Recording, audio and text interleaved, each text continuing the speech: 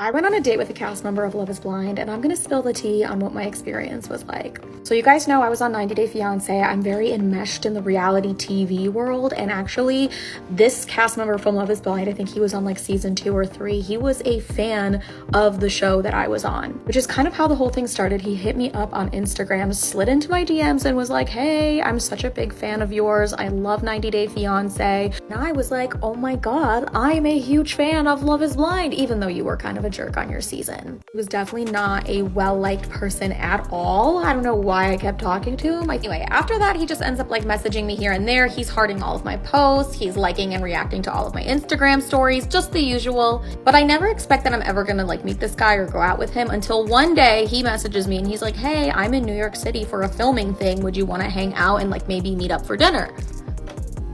Not because I really wanted to go out with him, more so I just like wanted to know about what it's like to be on Love is Blind. Because if you're on 90 Day Fiancé, you feel like, okay, I got the end of the reality TV stick. I'm on a show with not hot people and ex-convicts. So anyway, we meet up at like this Greek restaurant for an early dinner because he has like a shoot later on in the evening. And let me just say, a lot of reality TV people say that, oh, it's the editing. They made me look like such a bad guy on the show. I'm not like that in real life. During the entire date, I think he talked about himself pretty much the entire time.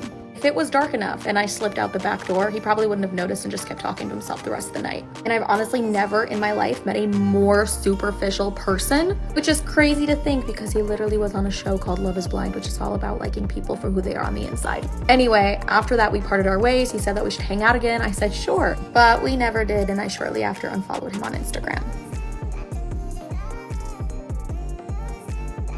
That sounds like a really horrible date. But I suppose if you're dating someone in the public eye and they don't really show themselves, like I know a lot of time reality TV is scripted and they cut and they edit, like Married at First Sight and stuff. But there is always like, there is a bit of them in there, and it doesn't sound like a nice date personally, and I'm glad that I shouldn't see him again because I couldn't go on a date with someone who just talked to himself all the time. But yeah. Oh, I want to give her a hug. But like, what an idiot. Surely he would have known he got caught by that. Sometimes men just don't have the bravery, or I can't say the word, but can't admit to their wrongings, so they try and find other solutions.